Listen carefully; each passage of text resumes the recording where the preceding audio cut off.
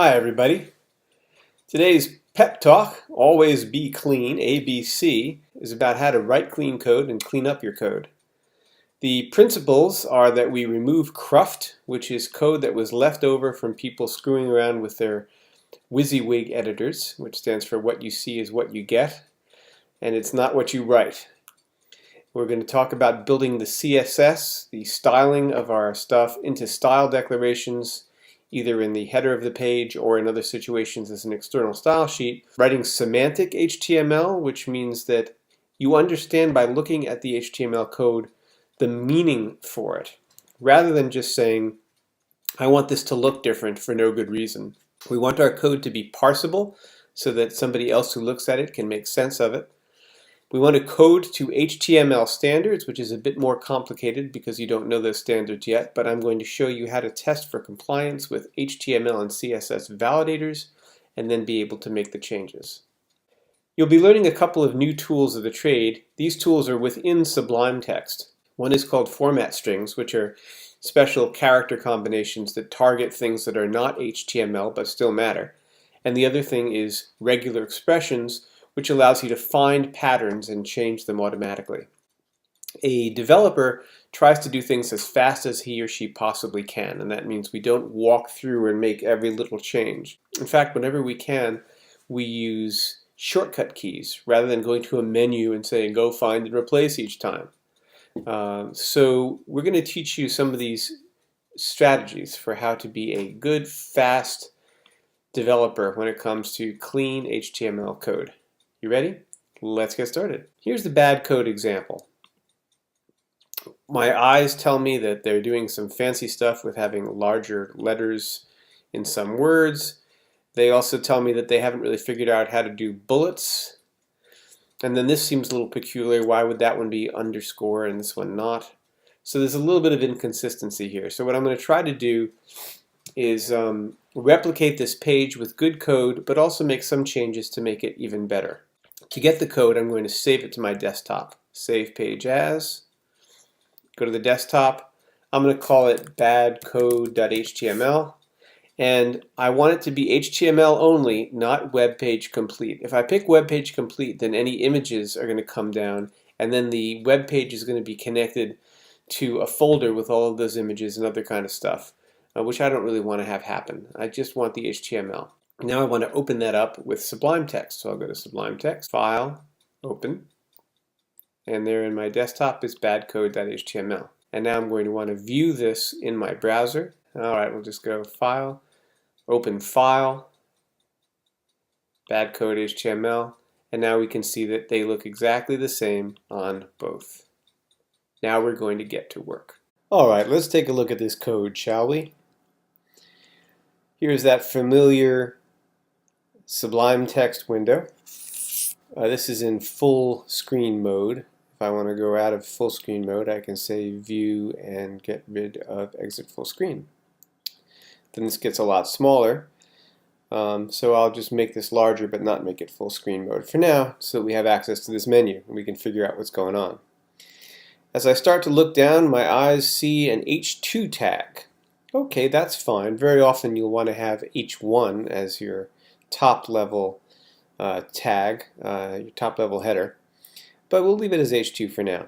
Then I see a paragraph, that makes sense, and then I see this large span thing, and I see a lot of strange stuff in here.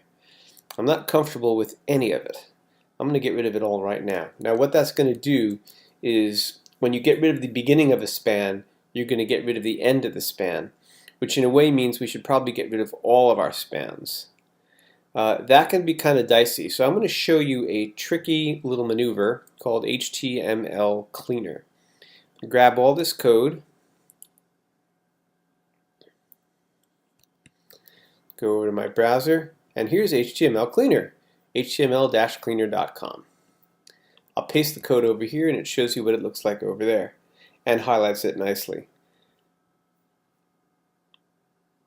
What do I want to do about this? I want to get rid of the span tags. I'll get rid of the tags that seem to have nothing in them and the empty tags. I'll get rid of the classes and IDs, which have a lot of the Microsoft Office stuff in it. And I'm going to get rid of the special characters. Those are my favorite settings for this. I could get rid of other things too, but let's just do that for now and see what happens. Quite a lot cleaner, but we still see these styles here, which have some MSO in them, and they seem kind of unnecessary to me. So how can I get rid of those? Inline styles. That's it. Now that's looking quite a bit cleaner, but I see all of these non-breaking spaces that I want to get rid of. Can I do that? We can remove successive non-breaking spaces. That's pretty nice. This looks like pretty clean stuff right now, except for those extra strong tags, which I'll have to deal with later. The ones where it goes like this. You know that that's a cruft problem.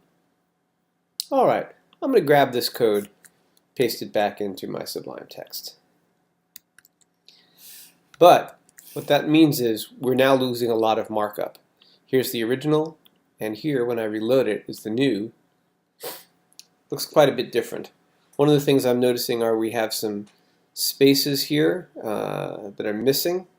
Here we have these indented. Here these were large letters. So let's start going through and fixing what needs to be fixed. Okay, going back here, the first thing that I notice is that we have these strong unstrongs, and I want to get rid of those. Find and replace is Shift, that's a Shift symbol, Command F. This is on a Mac. On a Windows it'd be a little bit different, but you could always find the shortcut keystrokes here. So my shortcut key is Shift Command F, opens up this window, and every time I see strong closing and then opening again, we know that that is redundant, and we're going to get rid of all of it.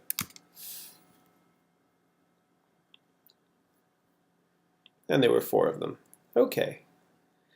Now this is kind of weird. We have this student opportunities for academic results. Where did that come from? I have a pretty good idea where it came from. That was the code that we were using to make the first letter of every word different. But clearly right now we have to get rid of those things. I don't know where that problem came from. Might have came from that HTML tidy stuff, but I'll just get rid of it here myself. Alright, not so bad. Now this whole thing is done in strong, and I don't know why it's in strong. Let me take a look back here.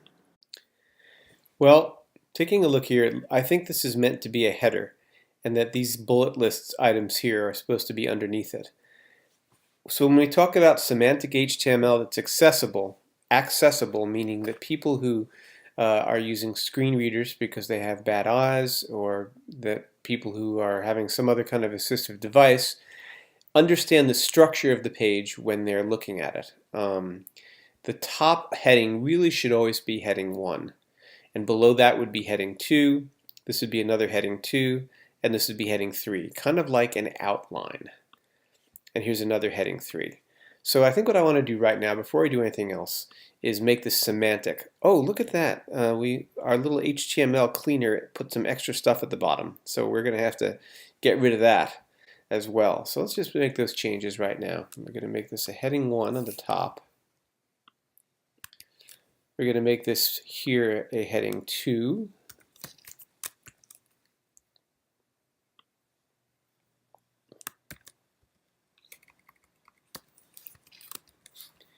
We're going to make expectations also heading 2.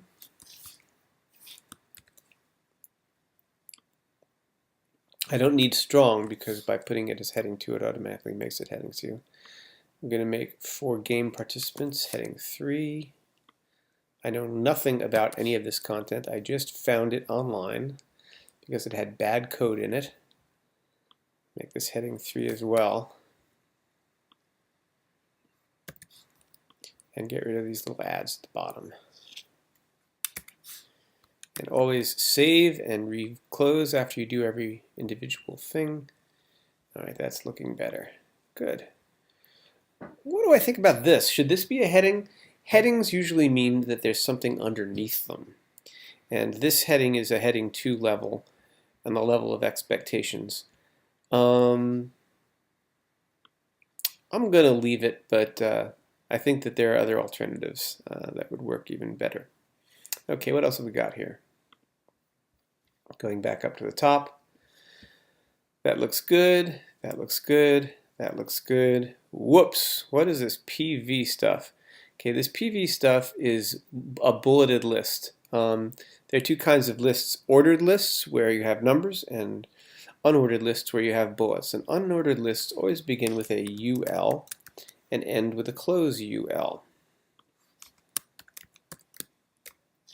Now we have to find a way to turn these into LIs. So let's go ahead and highlight that, copy it, paste it in here, and say we're going to put LI in place of that list item, place all. That's good. All right, so now we've got all our list items, but proper HTML means that we have to end with close LI, not close P. How are we going to solve that one? Well, we need to find a way to indicate what a line break looks like here. R. No? How about N? Yes. See how we get all these little spots whenever we say N? So that's a good thing. We're going to go Shift Command F, and in place of close P, N, LI, we will say close LI, N, LI. Now you might want to say, how did I know about that? Well, I went over here and I went to my format strings and I found that a new line character is N. There are other characters like carriage return, even form feed. One should just pretty much try N first, and if N doesn't work, try NR, new line and then return character. Don't ask me why. Let's see if this works. Sounds good. All right, you see they're all nice and red and happy. So now we've solved this list item problem. What's that? A quotation of some kind. I guess I don't have a problem with it if it doesn't look bad on the window, and that's an EM dash as well. Let's take a look at what things look like now. Looking good. Now, why do you suppose these are not indented and these are? Take a moment. Well, that's because we didn't put the ULs here and we didn't put them here. So let's go put them where they belong. Over here. Now I'm noticing that at the very end here, we didn't have a full pattern, so we didn't catch it. Because the last item of the list and the first item of the list are always slightly different than all the others. Are we missing an OL here? UL here? No, we're not. That's all good. Oh, yeah, see? See, the last item is always going to be something different than the pattern that we're looking for. It's a good thing to think about what's the first item and the last item looking like after you do a find and replace that's based on what came before and what came after. All right, in-class attire. One more set of ULs here. And close this one over here. It wanted to close an LI. Wasn't that interesting? Look at that. I went like this, and it said, I want to close an LI, which was because this one was a P instead of an LI. It's so nice to have a code editor that does your thinking for you. All right. That ought to solve our problems. Let's take a look. Very nice. I see that these things are bolded here, which means they're probably using the strong character. Do I have any question about that? Do I wonder why that's there? Maybe it makes sense to make those a different color rather than to just make them bold, since bold seems to have to do with headings. So let's take a look at our code and see that this is all being done with strong. And I want to make my strong text a different color.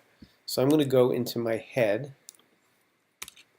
and add a style section and say that whenever we have a strong, we will say color, which is the same thing as font color, red. Save, back, and reload. Oops. When you make a mistake, there's usually a reason, and the reason here was we forgot to close our style section. I knew that was going to happen. I was just testing you. All right, that's looking a little bit better. And if we're doing that, then I think this last one ought to also be red. In fact, something about this makes me think I want that to be in the center.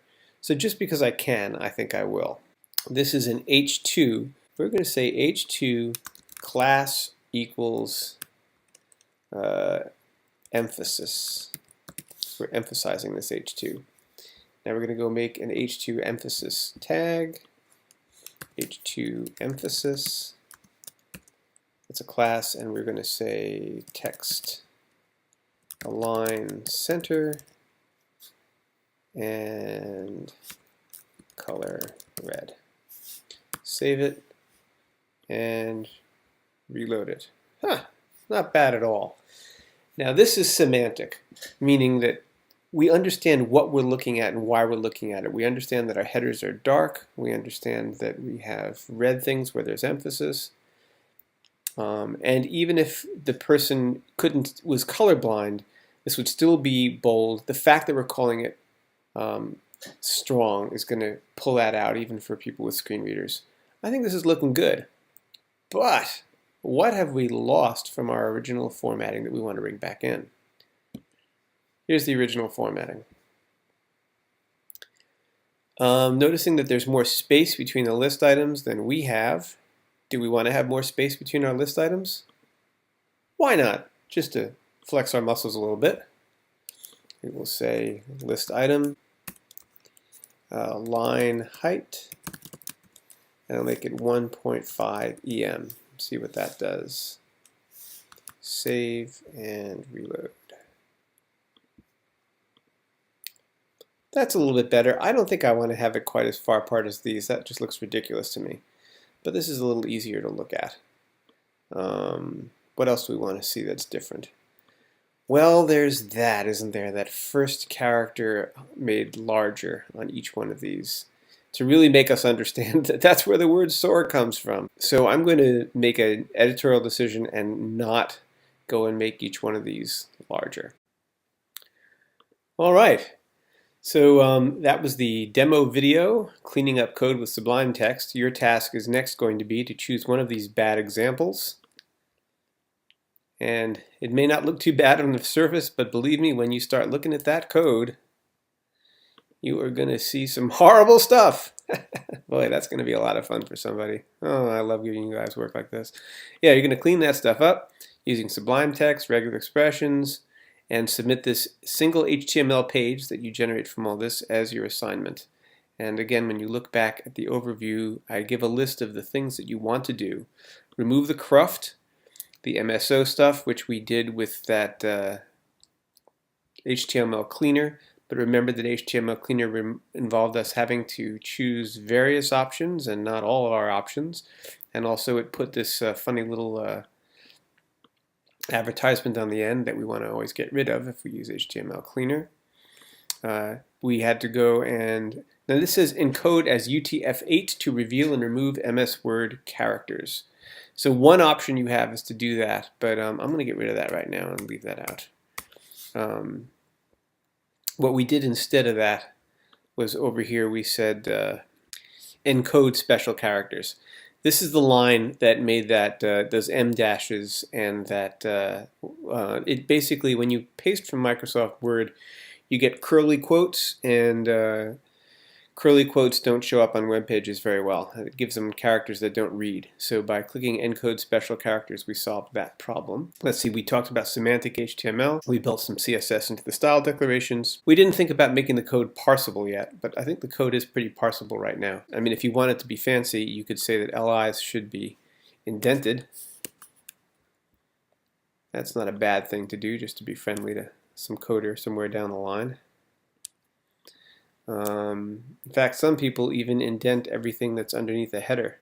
Okay, now we forgot to say code to HTML standards, and we want to test with the validator. So let's go ahead and do that. We'll grab our code, copy it, and we have a link to our validators in our resources list, which are here. Paste it in there, see what it tells us. And it's going to tell us, of course, that we didn't put a declaration that says HTML4 transitional. So let's go and grab that declaration. Now usually it gives us help below that tells us what we need to do. So let's see. How to add a doc type. That's a good idea. Now this is giving us strict. So we could go and put all that as an strict. Usually transitional is a little safer. Let's see, recommended doc types. Okay, so we'll go to transitional. I happen to know from prior experience that if you go to strict, you don't get targets. And at the very bottom of our code, it's asking us to say target equals blank. That should have an underscore below it. And you're not going to get target equals blank if you are not doing strict. So we'll just put the declaration over here, save it. Whenever this happens, just say cancel. At some point you'll want to pay for it. And we'll go back into our validator, paste it, and I bet it works now. Let's find out. Hi! How about that? Now what about our CSS validator? I'll go and grab the CSS that we have here. Go over here. Go to our CSS validator, paste the CSS code, and it's fine. So we've just gone through all of the various steps. I'm sure this is absolutely overwhelming to you, and I don't blame you for being overwhelmed. This is the last week that we're going to put so much intense focus on our coding because we're going to be moving into WordPress soon. So this is your time to try to learn as much as you can. And the way that we're going to end up grading this is 75% of your grade is going to be based on all that code. 25% is whether or not you have done what I asked you to do last week, which is to change the name of your site so that when we look next to the house we see Greenfield Digital or whatever thing you're making. And so I can also see the URL to your site so I can check it. The URL is just this much. See, not the WP admin part. So here I know my site has a URL and it's the right name. That's 25% of your grade. That's easy stuff. Now as far as the clean code being worth 75% of your grade, you might say, well, how am I going to actually grade that? So we're going to say the cruft is removed. Style declarations in the header, semantic HTML, parsable, and coded to standards. They're 15 points off if you don't do them. This is definitely going to be a week in which people who are not really deeply into code are going to want help, and that's why you're going to want to use one of those paste bins, because you're going to go and grab code, paste it into a paste bin, getting a URL out of that code, and then emailing that URL to your very more experienced partner, who then goes and takes a look at it, grabs it and says, oh, I know what the problem is. Of course, this wasn't HTML code, but you get the idea. All right, this is very, very long, so I'm going to stop now. Hopefully it all makes sense. Good luck.